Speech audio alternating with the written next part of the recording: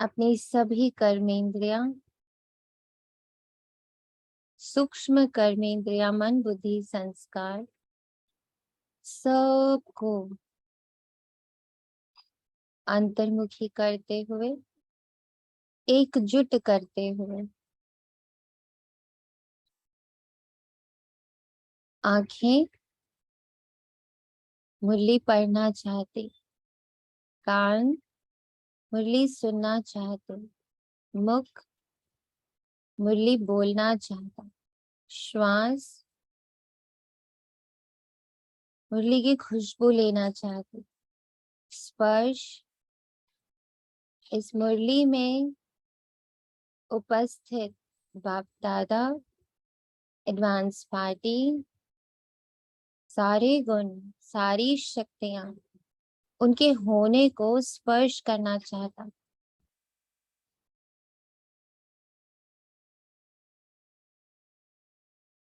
मेरे कर्म श्रीमत पर चलना चाहते, मेरे संबंध संपर्क में आने वाले मुरली से उत्पन्न ऊर्जा जो अत्यंत सकारात्मक है, अत्यंत शक्तिशाली है, अनंत है, बेहद की है शक्ति, उस शक्ति संबंध संपर्क वालों को प्राप्त हो रहे हैं।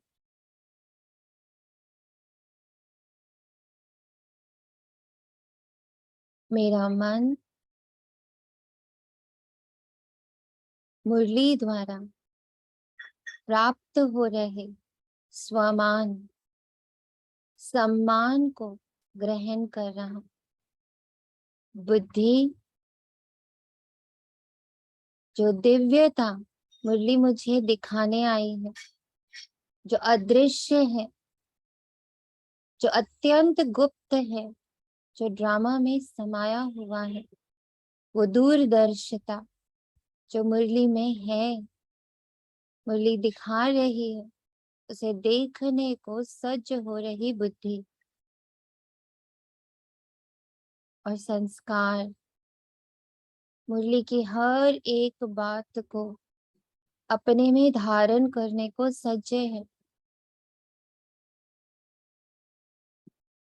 मुरली का स्वरूप बनने को मैं और मेरा ये छोटा सा परिवार सज्ज है। सभी अंतर्मुखी हो, सिर्फ और सिर्फ मुरली की ओर एकाग्र हो गए हैं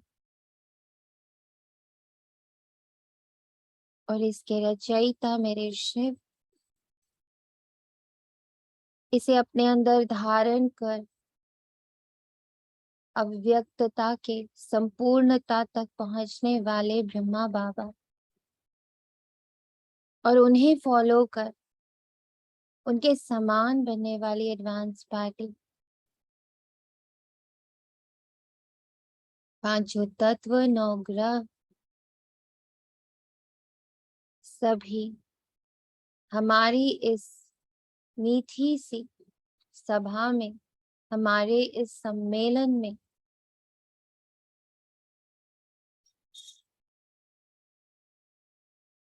आवाहन किए गए हैं और हम सभी उनका दिल से स्वागत करते हैं। हर कर्मेंद्रिय को बाप दादा एडवांस पार्टी सबका स्वागत करते हुए महसूस करें। स्पर्श उन्हें स्पर्श कर रहा है, दिव्य दृष्टि उन्हें देख रही है, कान उन्हें सुन रहे हैं, मुख उनका स्वागत कर रहा है, श्वासें उनके आने की खुशबू और अपने हृदय के श्रद्धा की खुशबू उनको अर्पण कर रही है।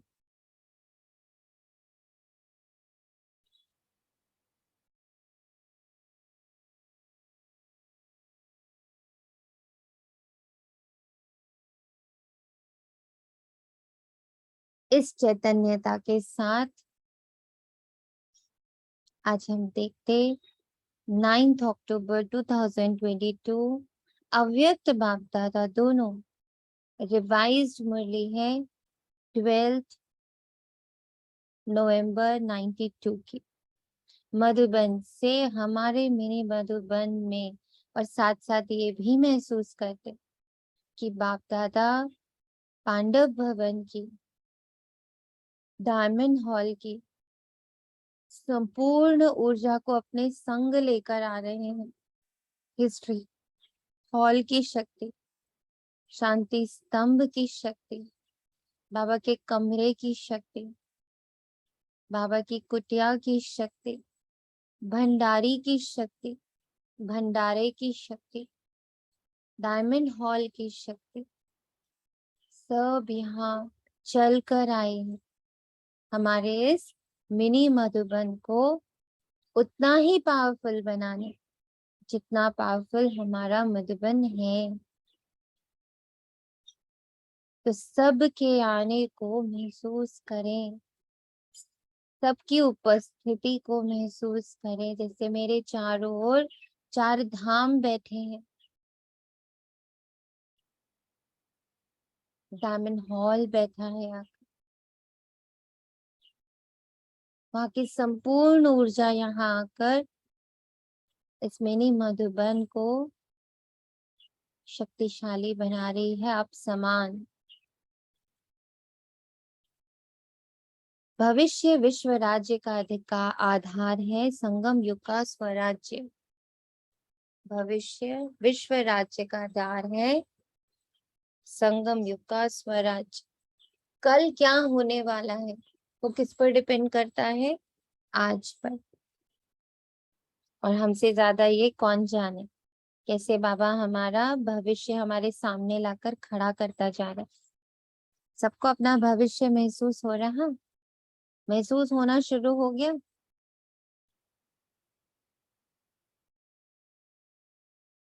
ओम शांति। भविष्य की झलकें महसूस हो रही हैं, दिख रही हैं। ओम शांति थी। ओम शांति। ऐसा लग रहा है कि इंतजार बस खत्म ही होने वाला है। जब सेकंड चैप्टर पे वर्क कर रहे हैं ना, लाइक वर्क तो मुझे अभी समझ नहीं आया, बट मुझे वापस क्लास सुननी है। बेसिकली डिविनिटी जो समझ आ रही है कि डिविनिटी को ही देखना है। तो जब ये सब चीजें आ रही है ना, तो ऐसा लग रहा है कि हाँ बस अब बाबा दूर नहीं। और जो आपने कहा ना 24/7 लाइट माइट फील करेंगे, तो ईगरली waiting for that. And fear भी हो रहा है कि क्या मैं ये कर पाऊंगी। मतलब मिक्स थॉट्स चल रहे हैं। उसको मिक्स इसलिए नहीं होने देंगे क्योंकि अगर मैं नहीं करने लायक होती तो बाबा हमें चुनता ही नहीं ना। अगर बाबा ने चुना है, अगर मेरा सिलेक्शन हुआ है तो उसने कुछ सोच समझ के ही हमें सेलेक्ट किया, तो वो होना ही है। इसलिए जिन बच्चों ने कल की क्लास किसी भी कारण से नहीं सुनी, रिकॉर्डिंग जरूर सुने और उस पर वर्क जरूर करें। बहुत इम्पोर्टेंट है करना, सुनना इतना इम्पोर्टेंट नहीं रहता, या सुनना अधूरा हो जाता है जब हम उसको करते नहीं हैं। तो इसलिए रिक्वेस्ट है हर बच्चे से और उस टीम से रिक्वेस्ट है जो टीम ये जिम्मेदारी लेती है कि बाकी बच्चों तक ये बात पहुंचाए कि लाइट और माइट फरिश्ते का संपूर्ण अनुभव करने के लिए इस भट्टी को जरूर करें विदाउट एनी डाउट। हम ही करने लायक थे तभी बाबा ने हमें चुना। अगर हम करने लायक नहीं होते तो बाबा हमें छोड़ देते ना अन्य बच्चों की तरह। बाबा के बच्चों की भी तो फ्रेग्रेंस आ रही है, कैटेगरी है जैसे ना। कि एक फ्रेग्रेंस आ रही है फ्यूचर, बहुत अच्छी सी खुशबू आ रही है, तो एक हैप्पीनेस भी है, बहुत हैप्पीनेस है। Great. और कोई बच्चा कहना चाहेगा कुछ? ओम कैसा शांति दीदी। है? ओम शांति। मतलब मुझे ऐसे लग रहा है कि जैसे हम जो पहले साधारण ड्रामा पर ही वर्क करते रहते थे, ड्रामा कल्याणकारी है ये सब, एक समझौता करते रहते थे।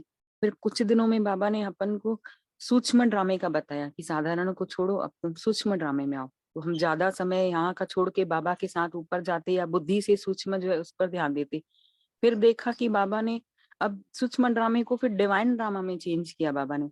अब डिवाइन ड्रामा अब कल जो बाबा ने प्लेजर का बताया उसमें भी यही लग रहा था कि अब ये जो प्लेजर है ना अब इसको डिवाइन प्लेजर में कन्वर्ट करना है। तो एक सीक्वेंस चला आ रहा है ना, उससे बहुत अच्छा लग रहा है अपन को। टोटली यानी डिवाइनिटी यानी दिव्यता में ही रहना है, चाहे वो प्लेजर हो, चाहे वो ड्रामा हो, चाहे वो कुछ भी हो, रहना ही डिवाइनिटी में है। मतलब ऐसा कल थोड़ा सीक्वेंस समझ में आया। ओम शांति। ओम शांति। Thank you. ओम शांति दीदी। दीदी जो कल की क्लास सुनी ना, उसके बाद दीदी आज की जो मुरली सुनी तो दीदी एकदम इतनी अच्छे से समझ में आई आज की मुरली। जो कल कर्मेंद्रियों पे था, बाबा ने आज इसी पे ही मुरली चला दी। चला दी। तो और जब एक बाबा ऐसा करता है तो एक और बहुत स्ट्रॉन्ग फीलिंग आती है कि Baba is with us. It is जी not a normal planning, it is Baba's planning. निमित्त को भी बना रहा हूँ तो वो इम्पोर्टेंट नहीं है, पर हाँ इसमें दिखने लगता है कि ये सारी प्लानिंग बाबा की है एंड बाबा ही करण करावन हार है, जिसे उसको बाबा तुरंत स्टैंप लगा देता है। जैसे ही उसकी नेक्स्ट मुरली बाबा चलाता है तो ऐसे लगता है जैसे थैंक यू बाबा, आपने स्टैंप लगाया कि इट इज योर प्लानिंग। इसमें कहीं भी मनमत नहीं है, इसमें कंप्लीट श्रीमत है ना? जी। और हाँ दीदी, जैसे आज बाबा ने बोला ना कि सर्व कर्मेंद्रियों को योग की शक्ति से कंट्रोल करना है। एक जो कल आप मतलब पूरी मुरली उसी पे ही लगी कि जबरदस्ती कंट्रोल कर रहे थे, अब उसके गुणों को देखते हुए अपने थॉट्स प्रोसेस को चेंज करना है। तो पूरी मुरली जो कल की क्लास थी ना दीदी, same to same step by step ऐसे ही चलाई है बाबा ने। शुक्रिया है बाबा का और आपका भी दीदी। ओम शांति दीदी। शांति। हाँ, बोल रहा है कि कोई? मैं बोलूं? आप बोले, आप बोले। दीदी अभी आप बोल रहे थे ना कि बाबा अपने हिसाब से प्लानिंग करते हैं, बिल्कुल मतलब करेक्ट है ये। आज का ही मैं अपना बता रही हूँ कि मेरे को क्या तबीयत ठीक नहीं थी, तो रात को मैं 1-1:30 बजे तक तो सोई नहीं थी, तो मैं सुबह सोती रह गई। पहली बार ऐसा हुआ, नहीं तो मैं 5 बजे यानी यहाँ उठ जाती हूँ मंदिर के लिए 5:30 तक। तो आज मैं सुबह सो के उठी तो बहुत डाउन फील कर रही थी कि यार आज मेरी मुरली छूट गई। फिर लेकिन जैसे मेरी मुरली अगर छूट भी जाती तो मैं तुरंत वो जो आता है ना पीडीएफ, उसको पढ़ती हूँ। वो मैंने पढ़ लिया और फिर अभी 8 बजे मैसेज आया कि मतलब अभी होगी 8 बजे। मतलब कि मैं बता नहीं सकती, ऐसा लग रहा था जैसे बाबा ने रोक के रखा था कि तुम उठ जाओगी तभी मुरली होगी। ऐसे एक कभी होता है ऐसी फीलिंग, जैसे अपने पेरेंट्स नहीं सपोर्ट करते हैं थोड़ा सा उस चीज को, वैसे। हालांकि मैंने मुरली पढ़ ली थी, लेकिन एक होता है ना कि मिस हो गई थी अंदर से, वो हो रहा था कहीं ना कहीं, हाय मेरी मुरली छूट गई, हाय मुरली छूट गई, वो चीज। तो दीदी सच में लिटरली इतना अच्छा लगा, ऐसा लगा आपने कहा ना बाबा विद अस, वो सही बात है। वो हमेशा रहते हैं, अच्छे में, हर चीज में, हर मतलब छोटी छोटी चीजों में भी रहते हैं। शुक्रिया Thank you बहन। बहुत। ओम शांति।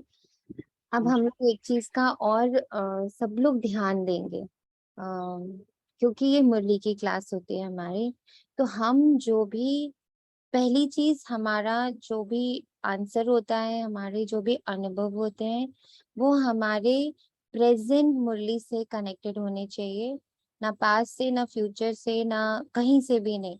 हमारा जो आज का बाबा का टॉपिक है, हमारे आंसर्स, हमारे अनुभव उसको छूते हुए होने चाहिए। अब ये प्रेजेंस ऑफ माइंड हमारा होना चाहिए सो दैट हम मुरली से डेविएट ना हो जाए।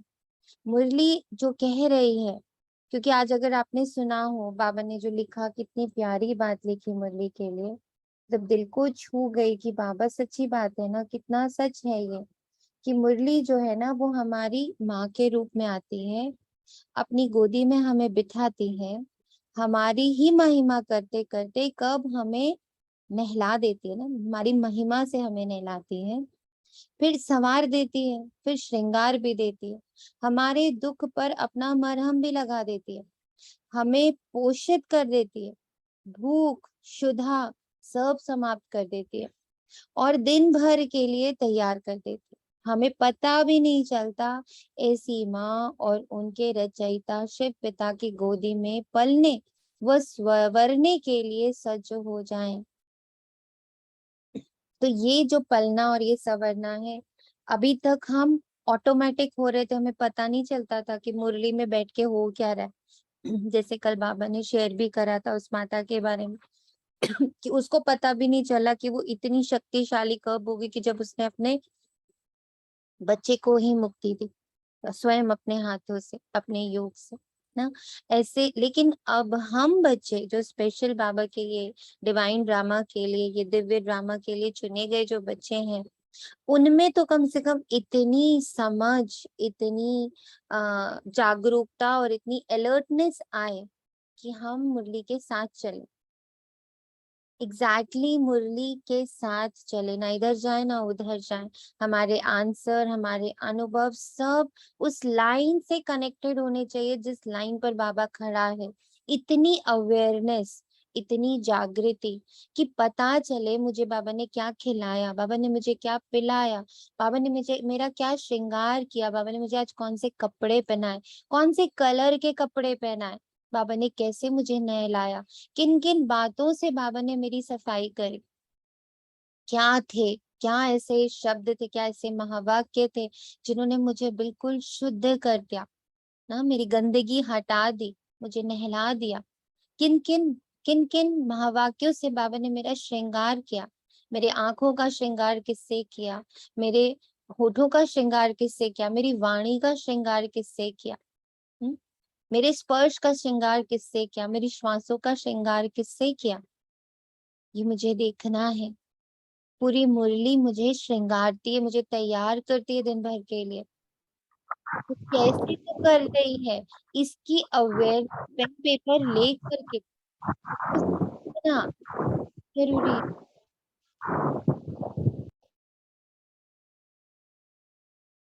तो जो कल बाबा ने हमें ओपननेस दी है, जो हमारा स्वादिष्ठान चक्र खोला है, स्वादिष्ठान चक्र पता है कमल की तरह खुला हुआ था, एकदम ऊपर की तरफ होता है, इट ओपन अप्स, वो हमें खोलता है ना, जैसे जो कल बाबा ने हमें समझाया। अब उसको कैसे बाबा ने आज मुरली में पूरा का पूरा उसका चरित्र लिख दिया, कैसे ये होना चाहिए, उसके क्या क्या फायदे हैं, सब बाबा ने आज बताया। तो we have to relate it, इसीलिए पेन एंड पेपर हाथ में होना चाहिए कि आप रिलेट कर पाओ, आप अपने नोट्स खुद के बना पाओ। क्या कह रहा है बाबा मुझे, भविष्य विश्व राज्य का आधार संगम युग का स्वराज्य। आज विश्व रचता बाप दादा अपने सर्व स्वराज्य अधिकारी बच्चों को देख रहे हैं। इस वर्तमान संगम युग के स्वराज्य अधिकारी और भविष्य में विश्व राज्य अधिकारी बनते हो, क्योंकि स्वराज्य से ही विश्व के राज्य का अधिकार प्राप्त होता है।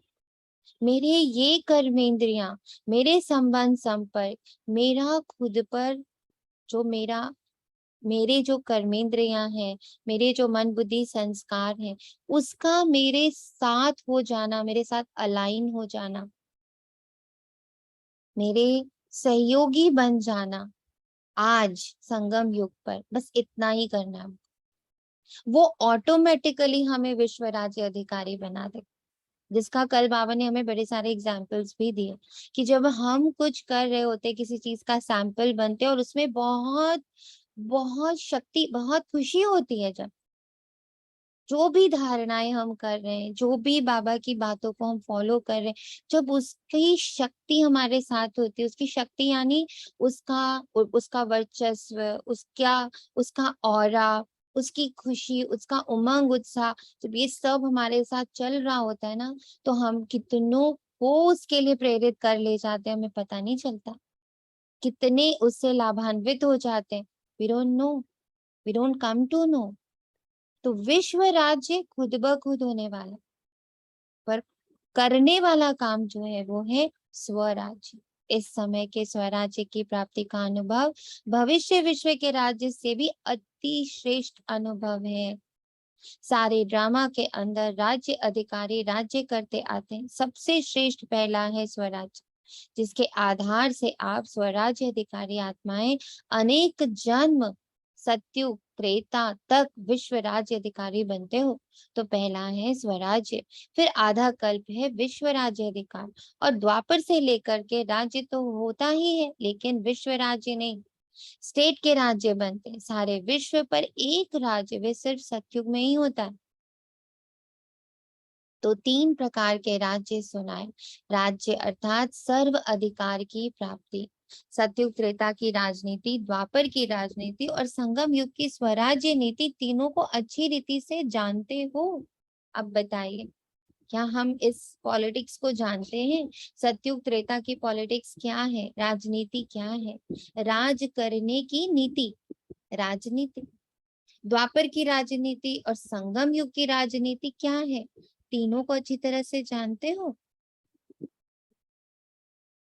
ऐसा बाबा को लगता हम जानते हैं, तो अब अपने आप से ये पूछना है, क्या हम ये जानते हैं कि सतयुग का जो राज है, द्वापर का जो राज्य है और संगम युग का राज है, उसमें क्या क्या फर्क है? What is the difference? तीनों कैसे अलग अलग हैं? देखने में जो अब तक की हमारी समझ है उससे क्या दिखता है कि सतयुग और त्रेता में हर चीज कंप्लीटली अलाइंड है, किसी को किसी पर अधिकार जमाना नहीं है, अधिकार प्राप्त होता है।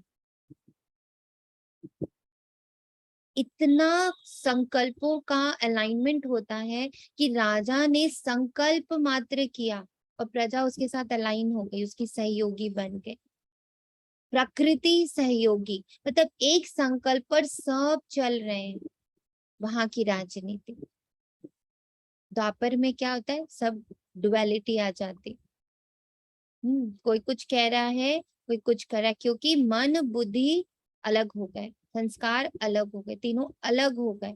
अब जब वो तीन अलग हो गए तो तीनों अपना अपना चला रहे, और आत्मा से चूंकि तीनों का ग्रिप टूट गया तो सब अलग अलग चलने लगे, दो हो गया सब कुछ। और द्वापर मतलब दो हो गए और पर हो गए, मतलब दूसरों पर आश्रित हो गए। टोटली ये आश्रित वाला टाइम चलता है द्वापर से कलयुग तक।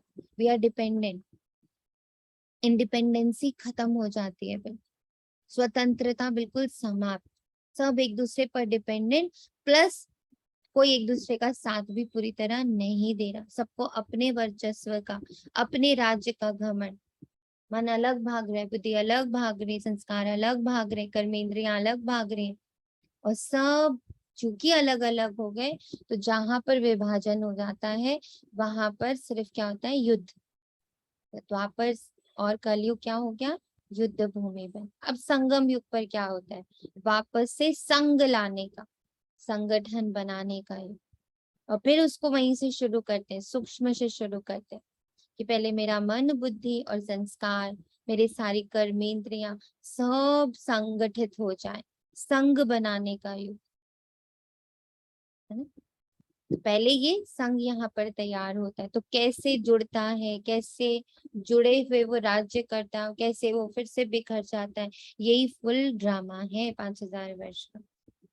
तो संगम युग की राजनीति अर्थात हर एक ब्राह्मण आत्मा स्व का राज्य अधिकारी बनता है। हर एक राजयोगी है, सभी राजयोगी हो या प्रजा योगी हो, राजयोगी हो ना, तो राजयोगी अर्थात राजा बनने वाले योगी। स्वराज्य अधिकारी आत्माओं की विशेष नीति है। जैसे राजा अपने सेवा के साथियों को, प्रजा को जैसा जो ऑर्डर करते, उस ऑर्डर से उसी नीति प्रमाण साथी व प्रजा कार्य करते हैं। ऐसे आप स्वराज्य अधिकारी आत्माएं अपनी योग की शक्ति द्वारा, अपनी योग की शक्ति द्वारा हर कर्मेंद्रिय को जैसा ऑर्डर करती हो, वैसे हर कर्मेंद्रिय आपके ऑर्डर के अंदर चलती है। और ये इस एक वीक में कंप्लीट हो जाएगा। इसको पूरा वीक का टाइम दीजिए, एक एक दिन एक एक चीज को उठाइए। एक दिन देखना उठाया, एक दिन सुनना उठाया, एक दिन स्वाद हुआ, टेस्ट एंड बोलना, दोनों चीजें आ जाएंगी उसमें। जब आपका मुख का आता है तो उसमें बोलना भी आ जाता है, टेस्ट भी आ जाता है, ठीक है। फिर आपका स्पर्श आएगा, फिर आपका देखना सुनना बोलना, फिर आपका स्मेल आएगा, मुझे क्या स्मेल करना है, मेरा मेरे पर अधिकार है पूरा। मेरा मेरी मेरी जो नाक है वो वही सूंघ रही है जो मैं सूंघाना चाह रही हूँ। मैं कौन, जो मेरा बाबा है, जो श्रीमत है, जो मुरली है। उसके लिए उसको इतना तैयार करना। देखो, जब हर एक को भोजन चाहिए, हर कर्मेंद्रिय को भोजन चाहिए। अगर उसको हम अच्छा भोजन नहीं देंगे, जैसे गरीब लोग होते हैं ना, बहुत बहुत ही ज्यादा गरीब होते हैं, उनके साथ क्या होता है, अगर उनको अच्छा खाना, ताजा खाना नहीं मिलता तो वो सड़क पर फेंका हुआ खाना भी खा लेते, क्योंकि भूख तो मिटानी है ना। ऐसी हमारी ये कर्मेंद्रियां, अगर इनको हम सॉलिड भोजन नहीं देंगे, अगर हम श्रीमत का भोजन, बाबा की मुरली का भोजन अगर हम इनको नहीं बांटेंगे, नहीं ठीक से खिलाएंगे पिलाएंगे, तो वो क्या करेगी, वो तो भूखा है, उसको तो कुछ खाना है, तो वो जाएगी रावण से लेने के लिए, वो जाएगी ही जाएगी, क्योंकि उसको भूख तो शांत करनी ही करनी है ना। ये सारी कर्मेंद्रियां भी चैतन्य है ना, वो देखती हैं, सुनती हैं, बोलती हैं, खाती हैं, पीती हैं, उनको भी तो शक्ति चाहिए जीने के लिए। They want to survive, survival तो सबको चाहिए। तो जब हम उनको इधर का नहीं देंगे, तो वो उधर से जाकर अपनी शुद्धा शांत करेगी, अपनी भूख शांत करेगी, अपनी प्यास शांत करेगी। अगर हम उसको टाइम टू टाइम, हर घंटे, हर मिनट, हर पहर में बैठकर हम थोड़ा थोड़ा उसको भोजन देते जाते, प्रॉपर भोजन देते, जिससे वो तृप्त हो जाते। अब जैसे अगर मैंने आंखों को बिठा दिया है इस परम धाम में और सूक्ष्म वतन में, और वो वहां की दिव्यता को देख पा रही है, उसको महसूस कर पा रही है, और उसको उसमें बहुत आनंद आ रहा है, तो वो नीचे कुछ देखना ही नहीं चाहेगी, वो भरपूर हो गया, उसका पेटू भर गया। अब वो नीचे की गंदगी को देखने में कोई इंटरेस्टेड नहीं होगी। आज हम लोग को देखिए ना, कहाँ मन करता है सीरियल्स देखने का, पहले कितना देखते थे मूवी सीरियल्स, ये जो भी कुछ आता वाता रहता था। अब जबकि मीडिया बढ़ गया है, हर चीज अपने फोन पर ही अवेलेबल है, तब भी नहीं देखते, कुछ नहीं देखने का मन करता। क्यों? क्योंकि आंखों की भूख मुरली में भर चुकी होती है। इतना कुछ बाबा देखने को समझा चुका होता है कि बच्चे सबके अंदर की दिव्यता को देखो, सबके अंदर बैठे देवी को देखो, हर एक के अंदर बैठी आत्मा को देखो, प्रकृति के सौंदर्य को देखो, सब कितना कितना कुछ लिए बैठी है, उसको एब्जॉर्ब करो। अब आंखों को इतना होमवर्क मिल जाता और इतना भोजन मिल जाता कि उसको जरूरत ही नहीं पड़ती फालतू चीजें देखने सुनने की। यही सुनने का हो गया है, यही बोलने का हो गया। कहाँ मन करता कि किसी और की फालतू बात करें, लगता है बस बाबा की बातें करने वाला कोई मिल जाए, डिस्कस करने वाला कोई मिल जाए, बाबा को कोई पॉइंट को डिस्कस करने वाला कोई मिले, कितना अच्छा लगता है बाबा की बातों को बोलना, समझाना, समझना, कितना प्यारा लगता है। तो कब, अब जब इनको ये भोजन मिलना शुरू हो गया, आज ही देख लीजिए ना कितना कुछ परिवर्तित हो चुका है। कितनी शक्ति है हमारी मुरली माँ में, कितनी शक्ति है हमारे शिव बाबा में, ना होते हुए, मतलब सामने फिजिकली नहीं है, पर कितना बड़ा कार्य कर ले गए वो। 2500 वर्षों का रावण का आधिपत्य हमारे कर्मेंद्रियों से उन्होंने कितनी प्यार से, सरलता से, बिना किसी युद्ध के समाप्त कर दिया। कब मेरी आंखें तृप्त हो गई, कब मेरे कान तृप्त हो गए, कब मेरे शब्द तृप्त हो गए। इच्छा भी नहीं होती कि एक गलत शब्द मुंह से निकले, अगर निकल जाता तो तुरंत अलर्ट हो जाते, ये क्यों बोला। मतलब गलत शब्द बोलना तो छोड़िए, साधारण शब्द बोलते भी नहीं अच्छा लगता। अब तो लगता है जैसे इसमें से बस वरदान निकले, मेरा मुख जब खुले उससे बस वरदानों की वर्षाओं में सबको इतने वरदान दो, इतने वरदान दो कि वो हर हर आत्मा मुझसे मिलकर बिल्कुल तृप्त हो जाए, खुशखुशा हो जाए, बाग बाग हो जाए कि वाह किससे मिलकर आए, किनकी वाणी सुनकर आए। मेरे स्पर्श में बाबा ने इतनी शक्ति भर दी है कि जिस ऐसा लगता है कि जैसे ये शरीर, ये जो टचिंग पावर है, ये अब मेरी नहीं, ये तो बाबा की है। ये जिसको भी छू देगा ना वो पवित्र हो जाएगा। तो ये जो बाबा ने परिवर्तन किया, ये जो बाबा ने इतना बड़ा ट्रांसफॉर्मेशन करा है, कितना गुप्त है, कितना रहस्यमय है। पता चला कोई युद्ध करा बाबा ने, कोई झगड़ा किया, कोई गंदी गंदी बातें सुनाई, कोई थप्पड़ मारे, कुछ नहीं किया बाबा। बस बाबा प्यार से बोलता चला गया, मुरली माँ के थ्रू बोलता चला गया, और बोलते बोलते बोलते हमें ऐसी जगह लाके खड़ा कर दिया जहां हमें अंदर बाहर उस दिव्यता की अनुभूति बढ़ने लग पड़े। और अब तो जो बाबा एक एक करके स्टेप बाय स्टेप करा रहा है, उसकी तो बात ही निराली, उसका तो नशा ही निराला। करेक्ट है,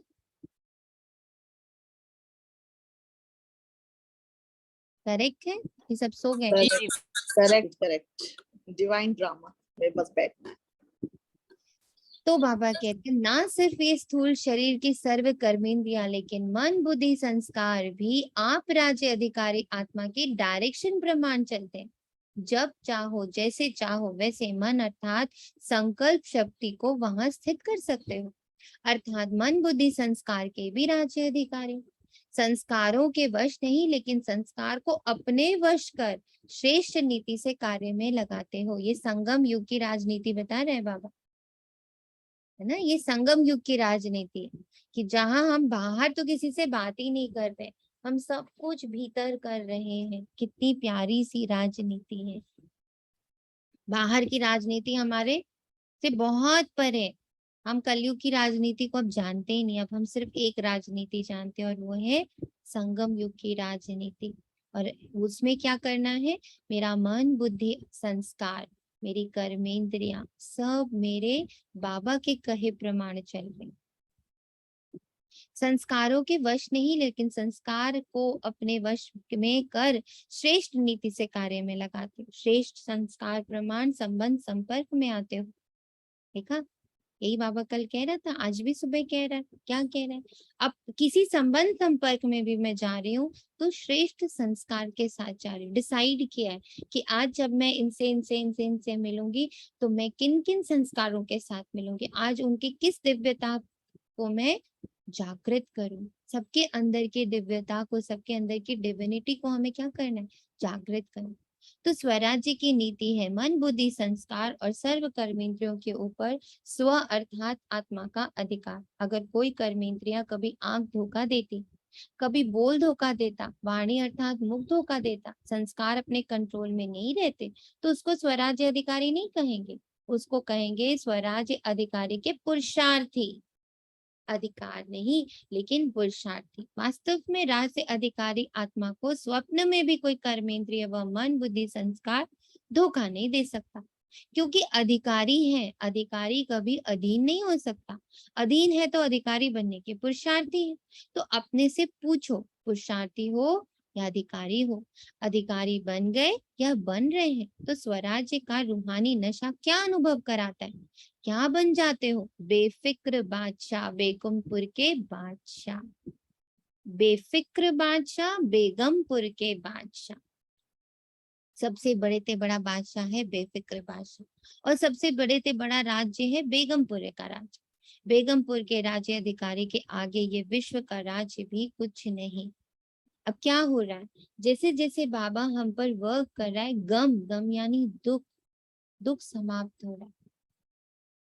कैसे दुख समाप्त हो रहा है, क्योंकि जिस दुख के आने से हम विचलित हो जाते थे, हम घबरा जाते थे, हम इनसिक्योर हो जाते थे, अब वो दुख आ भी जाता तो हम क्या कहते हैं, वाओ मेरी सहन शक्ति बढ़ रही है, मैं उस नव युग की डिलीवरी कर रही, नव युग हमसे डिलीवर हो रहा, उसके लिए जितनी सहन शक्ति मुझे यूज करनी पड़े, I am happy about it. सहन करना मेरे लिए अब दुखदाई नहीं सुखकारी बन चुका है, इसलिए बेगमपुर कोई गम नहीं है। ओम शांति। दीदी हम, हाँ दीदी, अभी कर्मेंद्रियों को हम अभी सप्रेस भी तो कर रहे थे, तभी भी तो हम कितने हर्ट हो रहे थे था ना, कि नहीं करना तभी नहीं तो दुख, करना, तो इस दुख से मुक्ति मिल गई। सही है, बिल्कुल। तभी तो बेगमपुर बन रहा है। दुख से मुक्ति, कोई भी चीज सप्रेस नहीं होनी चाहिए, दबी हुई घुटी हुई नहीं होनी चाहिए, हम घुटन में नहीं होने चाहिए। आप बहुत सारे ब्राह्मण बच्चों को देखोगे उनके चेहरे पे खुशी ही नहीं होती, दुख होता है, घुटन सी होती है, बहुत स्ट्रिक्टनेस सी, बहुत स्टर्ड, मतलब अजीब सा स्टर्डीनेस होता है। ऐसे लगता है पता नहीं क्यों इतने गुस्से में है। उनको खुद को नहीं पता होता कि वो इतने गुस्से में क्यों, क्योंकि उन्होंने हर चीज सप्रेस करके रखी। ऐसा नहीं उनको उसका एवजा नहीं मिलता, एवजा तो मिलता ही मिलता है। बाबा की श्रीमत कर रहे हैं ना, तो एवजा तो मिलेगा, लेकिन उमंग, उत्साह, खुशी, नशा, ये सब से वो क्या हो जाते हैं, वंचित हो जाते हैं। और जब हम ये शिफ्ट कर देते हैं, हम इसलिए नहीं अच्छा अच्छा देख रहे, या इसलिए नहीं हमने मूवीज देखनी बंद कर दी है या सीरियल्स देखने बंद कर दिए क्योंकि मेरे को मन कर रहा था और मैंने सप्रेस किया। नो, मन ही नहीं लगता अब उसमें। इतना कुछ बाबा दिखाने के लिए होता है, इतना कुछ बाबा हमारे लिए तैयार प्लान करके रखता है कि वो देख के जो हमारी दिव्यता जागृत होती है, उसमें जो हमें मजा आ रहा होता है, अब उसमें हमें ओम मजा ही नहीं आता, फिर वो ओम देखने शांति। में अच्छा ही नहीं लगता। ओम शांति। शांति। सारी इंद्रियों को ना अच्छा भोजन मिलने लगा तो उधर ध्यान ही नहीं जाता है। अरे, तो ये समझ से करना और एक दबा करके करना, दोनों का फर्क बाबा ने अब हम लोग को सिखाया है। और इस एक हफ्ते का बाबा ने हमें समय दिया है एक एक कर्मेंद्रिय को समझना, उसकी दिव्यता को प्रकट करने में, जागृत करने में उसकी सहायता करना। हमारी हर कर्मेंद्रिय दिव्य रही है ना, पूरे 2500 वर्ष वो दिव्य रही है। तो उसकी जो दिव्यता को रावण ने अपने सारे चीजों से दबा दिया, अब हम क्या कर रहे हैं, हम उस सप्रेस्ड दिव्यता को ऊपर ला रहे हैं। वो कैसे होएगी, दिव्यता का भोजन देंगे तो दिव्यता ऊपर आएगी। और ये संगम युग इसीलिए है, ऑर्गेनाइज ही इसीलिए हुआ कि जो जो दिव्यता, जो जो हमारी ओरिजिनलिटी है, जो हमारा सच्चा सच्चा स्वरूप है, उसको उजागर करना। तो हमारी कर्मेंद्रिय का भी सच्चा स्वरूप तो दिव्यता ही है। हमारे मन का, हमारी बुद्धि का, हमारे संस्कार का सच्चा स्वरूप तो दिव्यता ही है। उसी को वापस से इवोक करना, जागृत करना, चैतन्य करना, ये कार्य अब बाबा ने हम पर सौंपा कि बच्चे इनकी मदद करो। ये प्यारी प्यारी छोटी छोटी जो एंजल्स हैं, इनकी मदद करो, आईज की मदद करो, एयर्स की मदद करो, और इनको कहाँ शिफ्ट करो, अब दिव्य ड्रामा, डिवाइन ड्रामा में इनको शिफ्ट करो।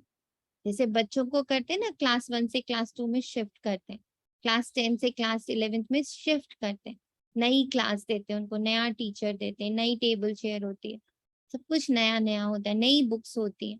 सो now we have to provide, ये हमारे बच्चे जो हैं, इनको हमें नया क्लासरूम प्रोवाइड करना है, नई बुक्स प्रोवाइड करनी है, नई अब तो वो स्कूल से निकल के यूनिवर्सिटी में चले गए, तो उस यूनिवर्सिटी की फील करानी है कि अब वो स्कूल नहीं, अब यहाँ नीचे नहीं, अब वहाँ ऊपर आपकी शिफ्टिंग हो गई है, now you are shifted.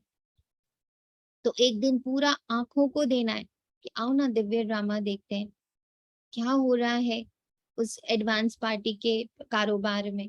Shiv बाबा, ब्रह्मा बाबा, मम्मा और पूरी एडवांस पार्टी मिलके कैसे रचना रच रहे हैं, क्या कर रहे हैं वो लोग वहां पे, चलो देखते हैं, चलो देखते हैं, चलो देखते हैं।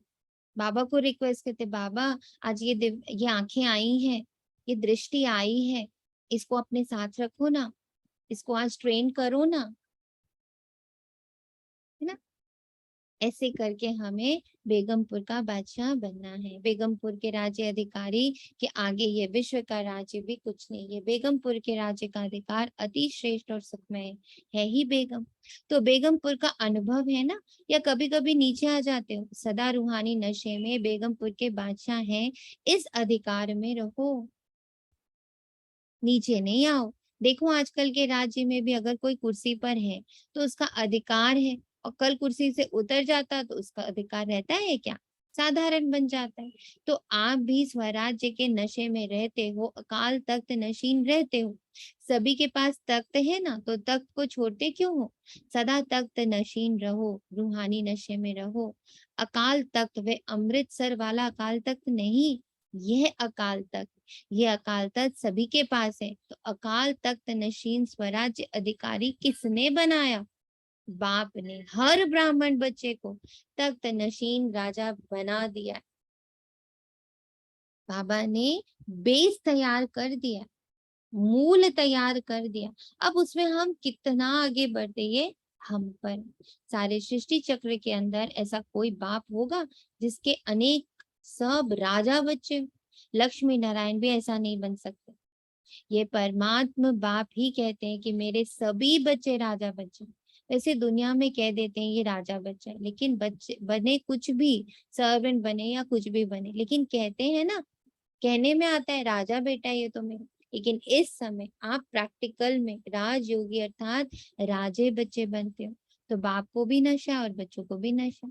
तो स्वराज्य की नीति क्या रहेगी? स्व पर राज्य, हर कर्मेंद्र के ऊपर अधिकार हो। ऐसे नहीं कि देखने तो नहीं चाहते थे लेकिन देख लिया, आंखें खुली थी ना इसलिए देखने में आ गया, कान को दरवाजा नहीं है इसलिए कान में बात पड़ गई, लेकिन दो कान है, अगर एक बात सुन भी ली तो निकलने का भी रास्ता है। इसलिए इस भारत में ही विशेष ये चित्र बापू की याद में बना है। बुरा ना देखो, बुरा ना सुनो, बुरा ना बोलो, ये 3 दिखाते हैं, आप 4 दिखाते हो। बुरा सोचो भी नहीं, क्योंकि पहले सोचना होता है, फिर बोलना होता है, फिर देखना होता है। इसलिए कंट्रोलिंग पावर, रूलिंग पावर रखो। राजा अर्थात रूलिंग पावर। राजा हो और रूलिंग पावर ही ना हो तो कौन राजा मानेगा? तो स्वराज्य अर्थात रूलिंग पावर, कंट्रोलिंग पावर। अब कंट्रोल कैसे करना है ये समझ आया? सप्रेस नहीं करना है। कंट्रोलिंग में क्या करना है हमें? अब ये जो रूलिंग और कंट्रोलिंग है, ये कलयुगी डेफिनेशन मत पढ़ लीजिएगा कि मुझे तो बिल्कुल ना हंटर चलाना है, रूल करना है, कंट्रोल करना है। हिटलर नहीं बनना है हमें। क्या बनना है? हमें हिटलर नहीं बनना, हमें क्या बनना है? कर्मेंद्रियों की मदद करना है। बाबा ने कहा है इसी मददगार बनना है। मुरली में, बाबा ने कहा है कि राजा जो होता है वो स्नेह से अपने परिवार का पालन करता है। हाँ, पालना करनी है, यस, सहयोगी बनना है, इन सब की पालना करनी है हमको। अच्छा भोजन, अच्छा कपड़ा, अच्छा रहना, अच्छा खाना, अच्छी जगह, ये सब हमें इनको प्रोवाइड करना है। राजा यानी प्रोवाइडर। तभी बाबा कहते हैं आप सब क्या हो? निमित्त हो। तो हमें अपनी कर्मेंद्रियों के निमित्त बनकर उनको, उन पर रूल कैसे करना है? रूल करना मतलब उनको इतना प्यार देना, इतना प्यार देना है कि वो बस हमारी ही सुने। हमें उनको कंट्रोल कैसे करना है? हमें उनको इतनी सुंदर, इतनी दिव्य दुनिया दिखानी है, उसमें इतना रखना है कि वो खुद ब खुद ही त्याग दें। जैसे बच्चे होते हैं ना, जिनको आप बहुत अच्छे एनवायरनमेंट में रखो तो वो खुद ब खुद नेगेटिव में नहीं जाते ना, वो उनका खुद का स्वभाव बन जाता है। तो मेरी कर्मेंद्रियों का भी स्वभाव ही बन जाए दिव्यता, इतना मुझे उसका पालन पोषण करना है। ओम शांति दीदी। आज बाबा ने 3 बात मतलब बोली। एक तो है ना योग की शक्ति से, है ना, और स्नेह से, और जैसे राजा पिता होता है ना तो प्रजा की पालना करता है, इस करेक्ट, प्रकार से, और श्रीमत की नीति से चलना है स्टेप बाय स्टेप। करेक्ट। बहुत सुंदर लगा ये भी। कल के बाप क्लास दादा ने पहले भी सुनाया है कि कई बच्चे परखने में बहुत होशियार होते हैं, कोई भी गलती होती है जो नीति प्रमाण नहीं है तो समझते हैं कि ये नहीं करना चाहिए, ये सत्य नहीं है, यथार्थ नहीं है, अयथार्थ है, व्यर्थ है, लेकिन समझते हुए फिर भी करते रहते हैं या कर लेते हैं। तो उसको क्या कहेंगे? कौन सी पावर की कमी है? कंट्रोलिंग पावर नहीं। जैसे आजकल कार चलाते हैं, देख भी रहे हैं कि एक्सीडेंट होने की संभावना है, ब्रेक लगाने की कोशिश करते हैं लेकिन ब्रेक लगे ही नहीं तो जरूर एक्सीडेंट होगा ना। ब्रेक है लेकिन पावरफुल नहीं है, तो यहाँ के बजाय वहां लग गई तो भी क्या होगा? इतना समय तो परवश होगा ना। चाहते हुए भी कर नहीं पाते, ब्रेक लगा नहीं सकते, या ब्रेक पावरफुल ना होने के कारण ठीक लग नहीं सकती। तो ये चेक करो। और ये तभी होगी जब मेरा अमृत वेला और मेरी मुरली बहुत पावरफुल होगी। जब मैं अपने अमृत वेले और मुरली में इन सारी अपने कर्मेंद्रियों को अच्छे से खिला पिला दूंगी, नहला धुला दूंगी, खूब पेट भर दूंगी, तो ये ब्रेक बहुत पावरफुल हो जाएगी। जब ऊंची पहाड़ी पर चढ़ते हैं तो क्या लिखा हुआ होता है? ब्रेक चेक करो, क्योंकि ब्रेक सेफ्टी का साधन है। तो कंट्रोलिंग पावर का व ब्रेक लगाने का अर्थ ये नहीं कि लगाओ यहाँ और ब्रेक लगे वहां। कोई व्यर्थ को कंट्रोल करना चाहते हैं, समझते हैं ये रॉन्ग है, तो उसी समय रॉन्ग को राइट में परिवर्तन होना चाहिए। इसको कहा जाता है कंट्रोलिंग पावर। ऐसे नहीं कि सोच भी रहे हैं लेकिन आधा घंटा व्यर्थ चला जाए, पीछे कंट्रोल में आए, बहुत पुरुषार्थ करके आधे घंटे के बाद परिवर्तन हुआ, तो कंट्रोलिंग पावर नहीं कहेंगे, रूलिंग पावर नहीं कहेंगे। पावर नहीं है, रूलिंग कर रहे, कंट्रोलिंग कर रहे, बट वो पावरफुल है। वो कब होता? उसी पल, सेकंड में ही चेंज कर दिया। ये हुआ थोड़ा थोड़ा अधीन और थोड़ा थोड़ा अधिकारी मिक्स, तो उसको राज्य अधिकारी कहेंगे या पुरुषार्थी कहेंगे? तो अब पुरुषार्थी नहीं, राज्य अधिकारी बनो, इसको वरदान के रूप में स्वीकार कर लीजिए, अब भी के अभी। बाबा ने कहा और मैंने स्वीकार किया कि अब मैं पुरुषार्थी नहीं, राज्य अधिकार, मेरा रूलिंग कंट्रोलिंग नहीं, पावरफुल, मेरा सब कुछ शक्ति से भरा हुआ, सेकंड में परिवर्तन करने की शक्ति, सेकंड में जान लेने की शक्ति कि अरे ये तो मैं नेगेटिव जा रही हूँ, ये तो व्यर्थ है, ये दिव्यता नहीं है, ये जो देख रही हूँ ये दिव्यता नहीं देख रही हूँ, ये जो सुन रही हूँ ये दिव्यता नहीं सुन रही हूँ। मेरा तो फुल अटेंशन दिव्यता पर, उसमें समाई हुई ऊर्जा में है। स्वराज्य अधिकारी अर्थात सदा मौज ही मौज में रहना। मौज में रहने वाला कभी किसी बात में मूंझता नहीं, अगर मूंझते हैं तो मौज नहीं। और मूंझना, रोना सब क्या होता है? क्या, क्यों, कैसे, कब, कहाँ, किससे, किसने, ये सब मूंझना है, ये सब रोना है। तो जितना अच्छा फील हो रहा, जितना कुछ गंदगी निकल रही, मिट्टी निकल रही, सब के प्रति मेरा स्वीकार भाव, सब के प्रति मेरा स्वीकार था। जितना स्वीकार भाव होगा, हाँ ठीक है। अभी बाबा ने एक दिन मुझसे ये करवाया था, को मतलब प्रैक्टिस करवाई। एक दिन मुझे बिना कारण बहुत गुस्सा आ रहा था, मुझे कारण नहीं समझ आ रहा था कि क्यों आ रहा है। आई कुड फील कि मुझे गुस्सा आ रहा है। अब मैंने देखा, मैंने उस बाबा को बोला, बाबा पता नहीं क्यों अंदर बहुत गुस्सा है, लग रहा है जैसे पता नहीं कोई मिल जाए उसके साथ लड़ लूं, या किसी को थप्पड़ लगा दूं, या किसी को घुसा मार दूं, या किसी का खून ही कर दूं। अजीब सा गुस्सा है बाबा ये, और क्या करूं इसका, मुझे डर भी लग रहा है कि मैं कहीं इधर उधर कुछ निकाल विकाल ना दूं। बड़ा डर उस दिन, फियर भी था, ये भी था। अब बाबा को मैं बताते जा रही थी, बाबा ने कहा साक्षी होकर बस उसको देखो। फिर बाबा ने कहा कि अब इससे भागो नहीं, क्या करो, उसको बोलो आई love you. Anger, I love you.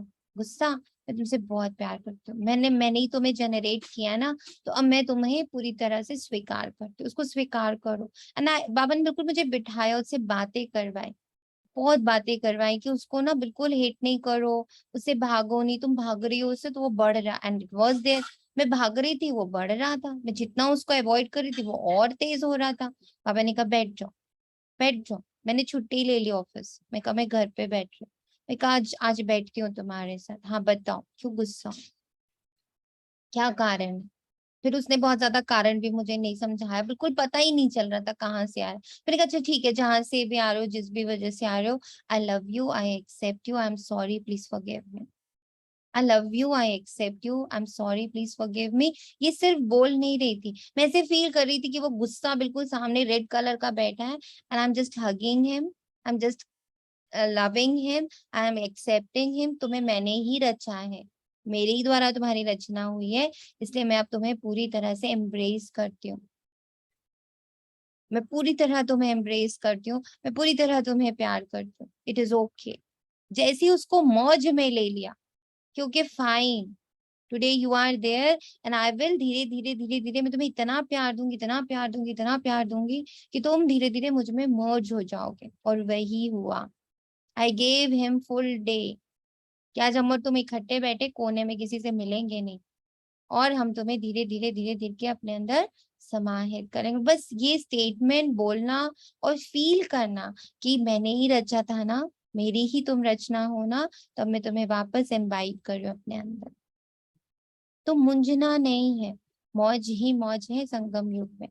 हर चीज को, जैसे विष्णु का या महादेव का अगर विराट स्वरूप दिखाते हैं तो क्या लाइन वो बोल रहे होते हैं, सब में मैं हूँ, सब सब मुझ में है।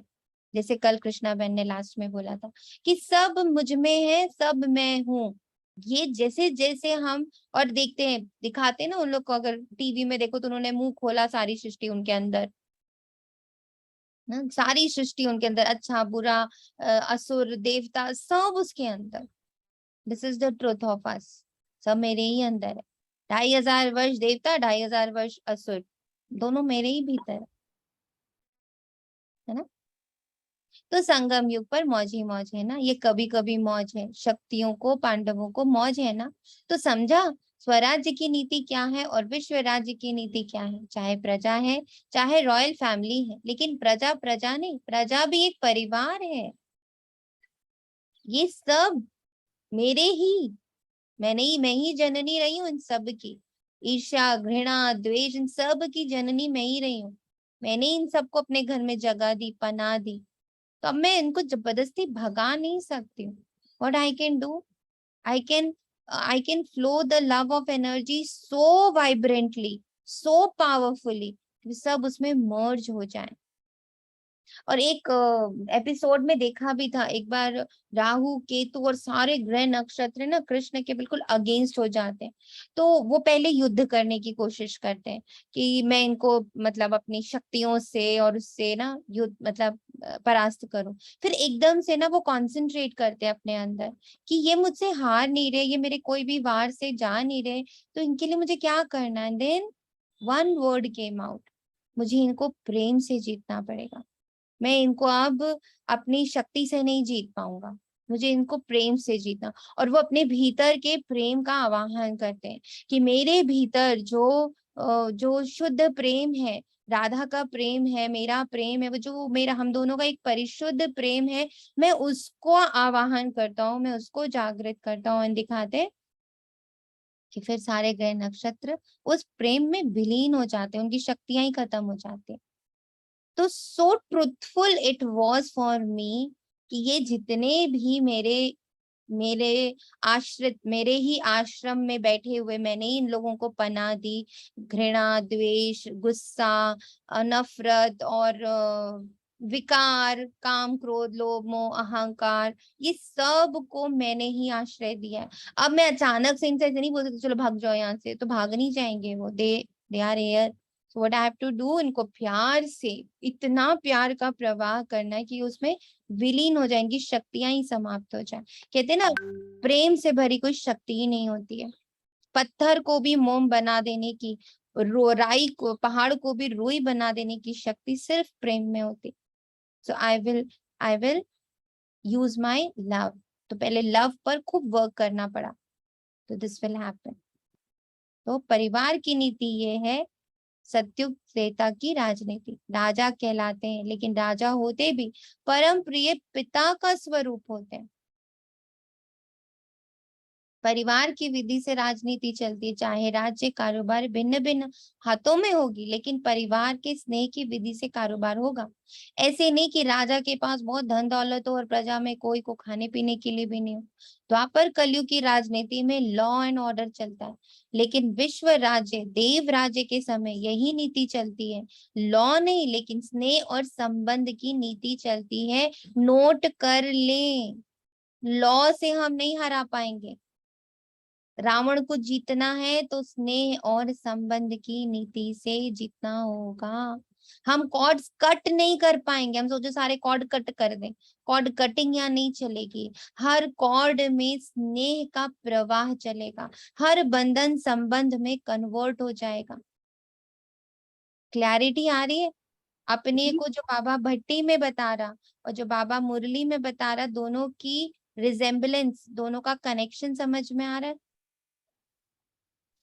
हाँ जी दीदी, रिलेट हो रहा है दोनों। जी दीदी बिल्कुल रिलेट हो रहा है, सब बिल्कुल। कुछ को स्नेह से और संबंध में कन्वर्ट करना। कहीं से भाग नहीं सकते, भागने की कोशिश बंद कर देनी है। Don't run away, face it. और जब फेस करने के लिए आएंगे तो सहन करना होगा, समाना होगा, बहुत प्रेम का प्रवाह करना होगा, बहुत ज्यादा प्रेम का प्रवाह। कोई भी आत्मा दुख शब्द को भी नहीं जानती, चाहे राजा हो चाहे प्रजा हो। ओम शांति थी। देखिए ये ना कोई बोल रहा है, बोल दीजिए आप। ये संबंध वर्ड है, दैट मीन्स कि ऐसे कहना कि मैंने ही आपको रचा, यू आर माय क्रिएशन, तो फिर मैंने उसे हक किया, तो ये इसकी संबंध बोलेंगे ना। यस, एंड मतलब वो ऐसे करके, यानी कि इस वे से उसको जीतना है। ओके, करेक्ट, उसको राइट। इसी तरह से जीतना है। अगर हम उससे कॉर्ड कटिंग करने बैठ जाएंगे, अब तुम नहीं, अब तुम नहीं, अब तुम नहीं, हम तो फिर हम तो अकेले हो जाएंगे ना। अकेले क्या राज्य करने वाले? राजा यानी जिसके पास पूरी प्रजा है। तो आज हम सोचते हैं हम तो ब्रह्मा कुमारी हो गए, अब हम किसी से नहीं मिलेंगे, हम बाहर वालों से नहीं मिलेंगे, हम अशुद्ध हो जाएंगे। तो फिर जब संबंध ही नहीं स्थापित करे तो राजा कैसे बनेंगे? संबंध तो स्थापित करना है, और स्नेह का संबंध स्थापित करना। हम जब किसी को मिल रहे हैं, हम सिर्फ उसकी डिविनिटी को देख रहे हैं। जो बाबा मुझ में देखता है, मैं बस अपने आप को यही बोलूं, बाबा जो तुम मुझ में देखते हो ना, मेरी आंखों को भी वही देखने की आदत डालो, कि सामने वाले में मुझे वही दिखे जो आपको मुझ में दिखता है। ये ट्रायंगल ऐसे बने कि जो ओम आपको मुझ शांति। में दिख रहा वो मुझे सामने वाले में दिखता रहे, बस कहीं भी जाना डिफिकल्ट नहीं है। ओम ओम शांति। शांति। जैसे राजा सेंटर ऑफ पॉइंट होता है ना, कि मतलब सेंटर में ही रह के सारे चारों तरफ उसकी प्रजा होती, तो हमें भी तो सेंटर में रहना है, ब्रह्मा कुमारी बन के अलग थोड़ी हो जाना है सबसे। बिल्कुल नहीं तब होना। तो अलग थोड़ी होना है किसी से भी, सेंटर में रह के अपने कर्मेंद्रियों, सबको, अपने परिवार को देख के, उनके गुणों को देख के, तब हमें अपने कंट्रोलिंग पावर और रूलिंग पावर करनी है। यस, पर सेंटर ऑफ इसमें पॉइंट। इम्पोर्टेंट है मेरा रहम की, स्वभाव हो जाए। मुझे इसमें इम्पोर्टेंट ऐसा लगता है कि रहम जितना मेरे अंदर आएगा, हाँ, रहम आएगा, उतना, रहम नहीं आएगा, जितना ज्ञान अंदर जाएगा ना हाँ, अपने ज्ञान आप से ही ही रहम आएगा। जितना ज्ञान के बाबा के पॉइंट्स जाएंगे उतना ही रहम आएगा अंदर, तो उतनी दिव्यता बढ़ेगी। इसीलिए ज्ञान को क्या कहते हैं? ज्ञान को रोशनी कहते हैं, रोशनी, प्रकाश। प्रकाश कहते हैं। क्योंकि वो जितना मेरे अंदर जागृत रहेगा तो मुझे सामने वाले में अपने आप बिना मेहनत के उसकी डिविनिटी दिखने लगेगी, उसकी दिव्यता ओम दिखने शांति। लगेगी। ओम शांति। ओम शांति दीदी, मेरे को ये पॉइंट एकदम आया, जैसे सेक्रल में पानी का दिखाते हैं प्योरिटी का, तो पानी का कोई रंग नहीं, क्यों, जिस कलर रंग का हो, नीले में डाला हो गया, डाला लाल आपकी हो आवाज गया। है ना वो, कल से आपका यही लग रहा नेटवर्क है कुछ कि मुझे, मेरे को प्रॉब्लम इतना में तो है मेरे क्या को, कमेंट? अच्छा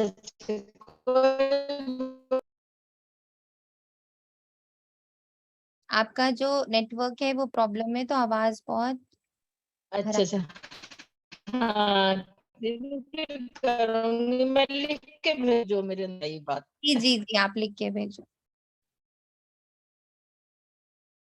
कोई भी आत्मा दुख शब्द को भी नहीं जानती, चाहे राजा हो चाहे प्रजा हो। लेकिन दुख अशांति का नाम निशान नहीं। दुख क्या चीज होती है? उसका अज्ञान, ज्ञान ही नहीं। जैसे इस समय स्वराज्य के समय भी आपको बाप दादा की नीति से चलते हैं, स्नेह और श्रीमत पर चलते रहते तो कोई भी सख्त ऑर्डर करने की आवश्यकता नहीं है। अगर नीति को भूलते हैं तो स्वयं स्वयं को कलयुगी नीति में चलाते हैं। तो विश्व के राज्य की नीति भी बहुत प्यारी है, क्योंकि अनेकता नहीं है, एक राज्य है और अखुट खजाना है। प्रजा भी इतनी संपन्न होगी। आजकल के जो बड़े बड़े पदमपति हैं, उन्हों से भी ज्यादा अप्राप्ति का नाम निशान नहीं। लेकिन इसका आधार क्या है? स्वराज्य। इस समय संपन्न बनते हो, इसलिए परमात्मा संपत्ति की संपन्नता सत्युग त्रेता के अनेक जन के प्राप्त होती। इसलिए कहा नंबर 1 राज्य है स्वराज्य, फिर है विश्व राज्य, और तीसरा है द्वापर कलयुग का अलग अलग स्टेट का राज्य। इस समय को तो अच्छी तरह जानते हो, वर्णन करने की आवश्यकता नहीं। तो सदा किस नशे में रहना? स्वराज्य हमारा जन्म सिद्ध अधिकार है, इस नशे में रहना। किस जन्म का? ब्राह्मण जन्म का। ब्रह्मा बाप ने जन्मते ही स्वराज्य का तिलक हर ब्राह्मण के आत्मा को लगा। तिलकधारी हो ना, तिलक है स्मृति का। तिलक मतलब स्मृति रहे, मैं कौन? स्वराज्य अधिकारी। तिलक भी है, तख्त भी है और ताज भी है। ताजधारी हो ना, कौन सा ताज? विश्व कल्याण का ताज। विश्व कल्याणकारी हो ना, प्योरिटी का ताज, विश्व कल्याण का ताज, डबल ताज है। प्योरिटी का ताज और लाइट का ताज और विश्व कल्याण का ताज है सेवा का ताज।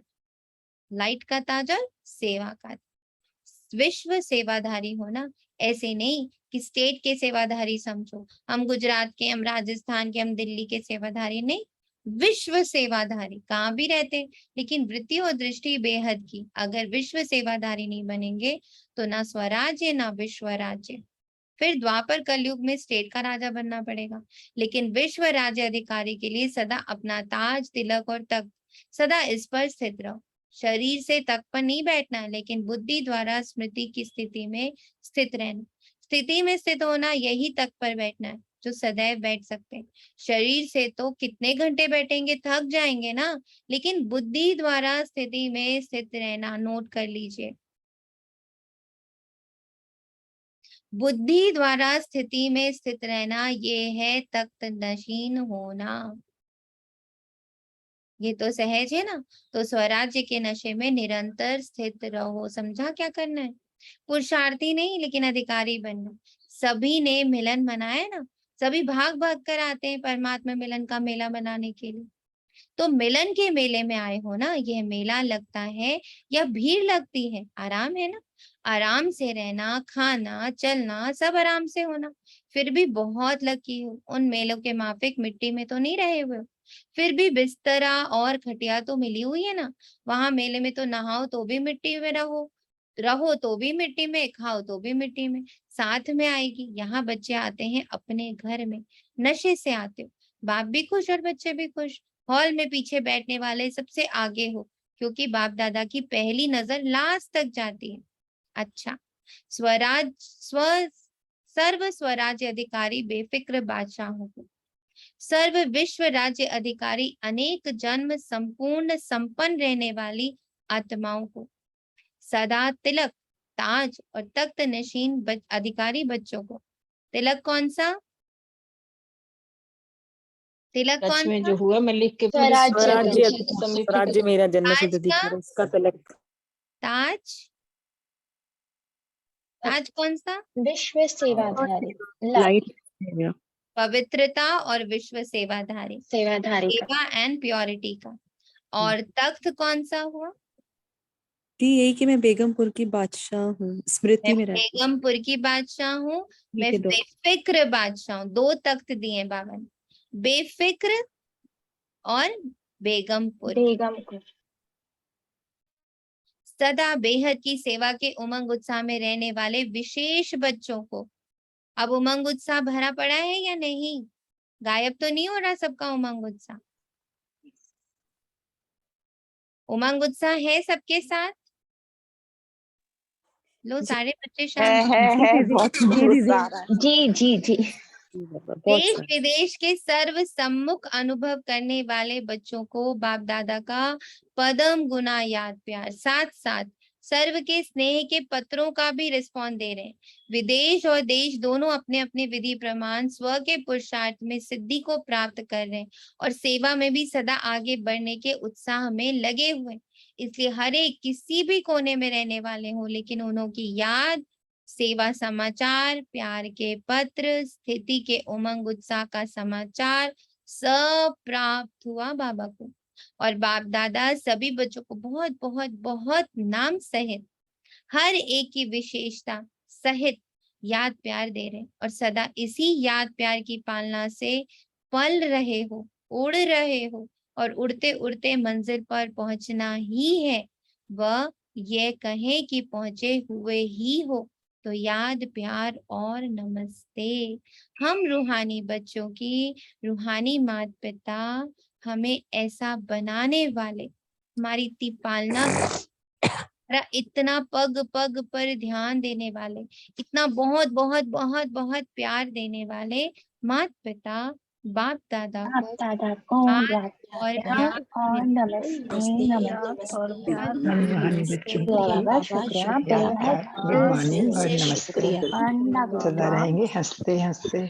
प्यारे बाबा, शुक्रिया तेरा, तुझे वरदान है मास्टर सर्वशक्तिवान की स्मृति द्वारा सर्व हलचलों को मर्ज करने वाले अचल अडोल भव। जैसे शरीर का ऑक्यूपेशन इमर्ज रहता है, ऐसे ब्राह्मण जीवन का ऑक्यूपेशन इमर्ज रहे और उसका हर कर्म में नशा हो, तो सर्व हलचलें मर्ज हो जाएंगी और आप सदा अचल अडोल रहेंगे।